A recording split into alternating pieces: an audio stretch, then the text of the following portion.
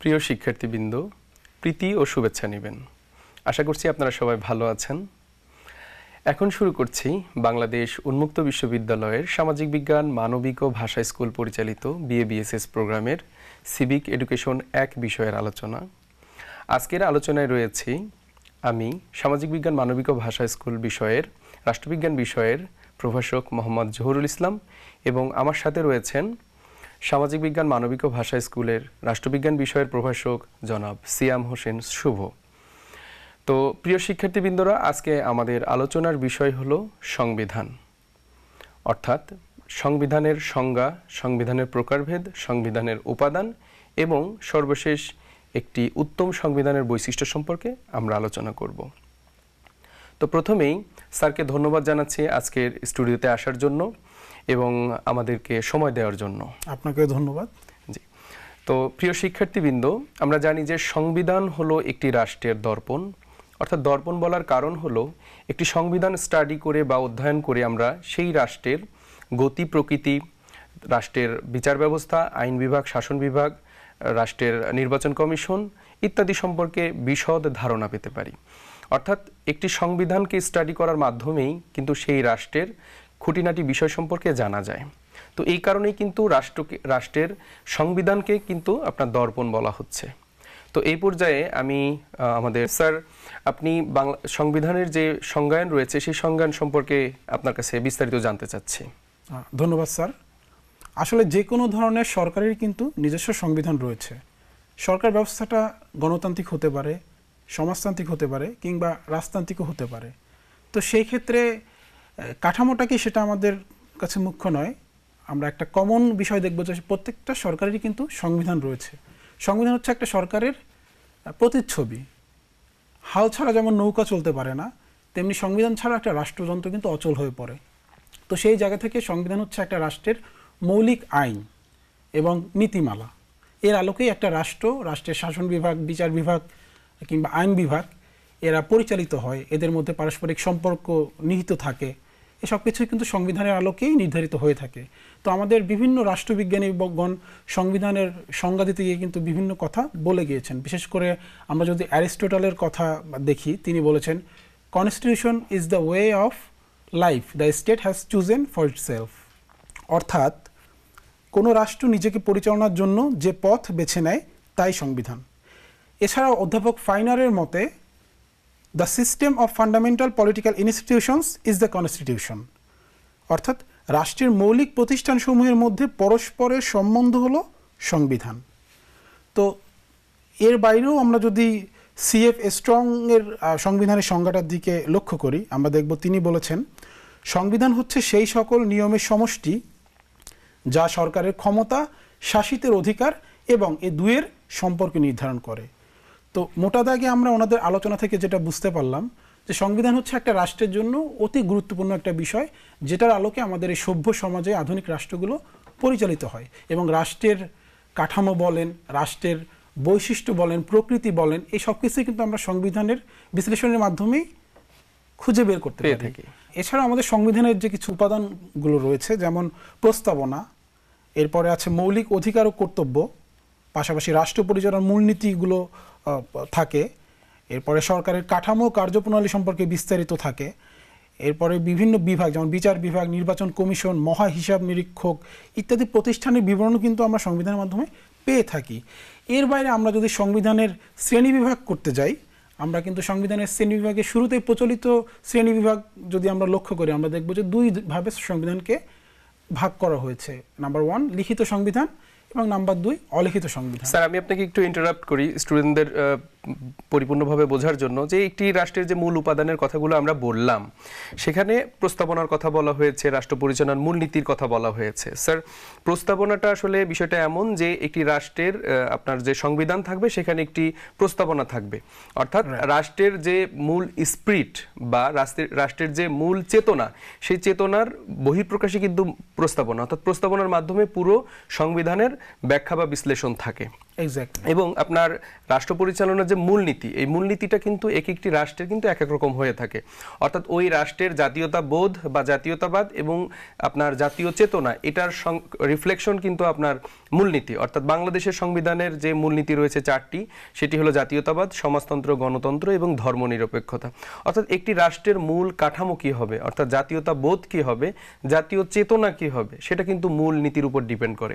অর্থাৎ এটা কিন্তু রাষ্ট্র টু রাষ্ট্র বা রাষ্ট্রের প্রতিটা রাষ্ট্রে কিন্তু আলাদা আলাদা মূলনীতি থেকে থাকে। তো ধন্যবাদ স্যার, এই বিষয়টা প্রিয় শিক্ষার্থীবৃন্দ আপনাদের একটি মানে ক্লিয়ার কনসেপ্টের জন্য কিন্তু আলোচনা করলাম। পরবর্তীতে স্যারকে আবার অনুরোধ করছি আলোচনার জন্য। ধন্যবাদ স্যার। এরপর আমরা যদি লিখিত সংবিধান কি সেটা সম্পর্কে যদি একটু বুঝতে চাই, লিখিত সংবিধান মূলত একটা সুনির্দিষ্ট এবং সুস্পষ্ট লিপিবদ্ধ যে দলিল, সেটা হিসেবে আমরা বলতে পারি। এটা মূলত আমরা যদি লিখিত সংবিধানের বৈশিষ্ট্যের দিকে লক্ষ্য করি, দেখব যে এটা কিন্তু দুষ্পরিবর্তনীয় এবং অনমনীয়। এর কারণ হচ্ছে লিখিত সংবিধান সাধারণত অনমনীয় এবং দুষ্পরিবর্তনীয় থাকে। স্যার যদি প্রিয় শিক্ষার্থীবৃন্দের উদ্দেশ্যে যদি সুপরিবর্তনীয় এবং দুষ্পরিবর্তনীয় এটা যদি আমরা একটু ব্যাখ্যা করি, সে সুপরিবর্তনীয় বলতে আসলে কি বোঝাচ্ছেন আর দুষ্পরিবর্তনীয় বলতে কি বোঝাচ্ছেন স্যার? লর্ড ব্রাইস কিন্তু সংবিধান সংশোধনীর উপর ভিত্তি করে দুইটা ভাগে ভাগ করেছেন, একটা হচ্ছে সুপরিবর্তনীয়, একটা দুষ্পরিবর্তনীয়। সুপরিবর্তনীয় সংবিধান বলতে আসলে যেটাকে বোঝায় সেটা হচ্ছে যে সংবিধান সহজে পরিবর্তন করা যায় সেটাকে আমরা সুপরিবর্তনীয় সংবিধান বলি, এবং যে সংবিধান পরিবর্তন করার প্রক্রিয়া অত্যন্ত জটিল এবং কষ্টসাধ্য সেটাকে বলা হয় দুষ্পরিবর্তনীয় সংবিধান।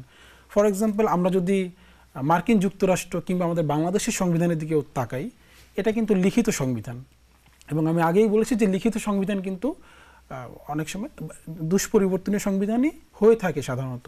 তো সেই জায়গা থেকে কিন্তু আমরা উদাহরণ হিসেবে এটা বলতে পারি। এবং আমরা যদি যুক্তরাজ্যের সংবিধানের দিকে তাকাই, আমরা কিন্তু দেখব সেখানে কিন্তু অলিখিত সংবিধান রয়েছে এবং সেটা কিন্তু পরিবর্তনযোগ্য। দেখবেন যে ঐতিহাসিক বিবর্তনের মাধ্যমে কিন্তু এই অলিখিত সংবিধানটা আসা। এবং আরেকটা ব্যাপার আমাদের না বললেই নয় যে কোনো সংবিধানে কিন্তু পরিপূর্ণভাবে বা শতভাগ কিন্তু লিখিতও নয়, আবার অলিখিতও নয়। একটা ভারসাম্য বা একটা মিশ্রণ কিন্তু আমরা সবসময় লক্ষ্য করতে পারি। তো এর বাইরে আমরা যদি সংবিধানের গুরুত্ব নিয়ে আলোচনা করি, গুরুত্ব নিয়ে কিছু কথা বলি, যে সংবিধান কেন গুরুত্বপূর্ণ। দেখুন, সংবিধানের মাধ্যমে কিন্তু আমাদের নাগরিক যে অধিকার এবং মানবাধিকার বলেন, বিভিন্ন বিষয় কিন্তু নিশ্চিত করার কথা বলা হয়ে থাকে। এর বাইরে কিন্তু সংবিধান আইনের শাসন প্রতিষ্ঠা করার জন্য অত্যন্ত গুরুত্বপূর্ণ, এবং একটা রাষ্ট্রে সরকার এবং তার বিভিন্ন প্রতিষ্ঠান কিভাবে কাজ করবে এই বিষয়গুলো কিন্তু সুস্পষ্টভাবে সংবিধানে উল্লেখ থাকে। এই জন্য সংবিধান কিন্তু আমাদের সকল ব্যাপারের একটা নিরাপত্তা এবং একটা রাষ্ট্রের স্থায়িত্ব, এই বিষয়গুলোকে কিন্তু নির্দেশ করে থাকে। এবং স্যার পাশাপাশি সংবিধানের মাধ্যমে কিন্তু আপনার একটি নির্দিষ্ট হয় যে রাষ্ট্রের কি কর্তব্য, অর্থাৎ রাষ্ট্র জনগণের জন্য কি কি করণীয়, এটি যেমন লিখিত থাকে তেমনি জনগণ রাষ্ট্রের প্রতি যে দায়বদ্ধতা, জনগণেরও কিছু রাষ্ট্রের প্রতি কিছু দায়িত্ব এবং কর্তব্য রয়েছে, সেটি কিন্তু সুস্পষ্টভাবে সংবিধানে কিন্তু সন্নিবেশিত থাকে।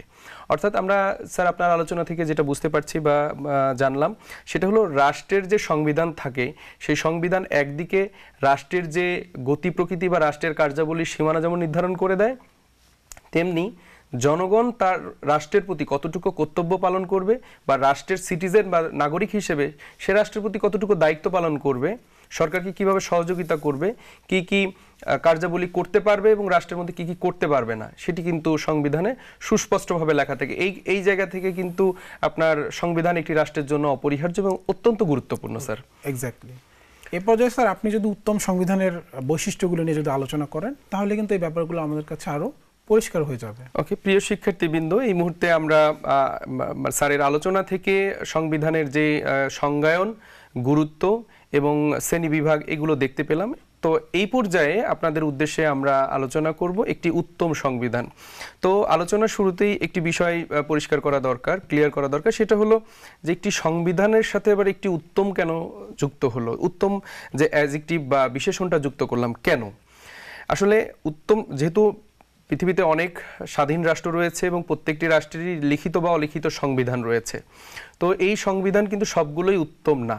কেন উত্তম নয়? কারণ কিছু কিছু সংবিধান রয়েছে যেখানে মৌলিক অধিকার, মানবাধিকার বা সহজ সরল নয়। অর্থাৎ একদিকে সেই সংবিধান যেমন জনগণের অধিকার, জনগণের কর্তব্য সম্পর্কে যথাযথভাবে উপস্থাপন করেনি, তেমনি সেই সংবিধানের ভাষা বা গতি প্রকৃতিও কিন্তু একটু জটিল প্রকৃতির।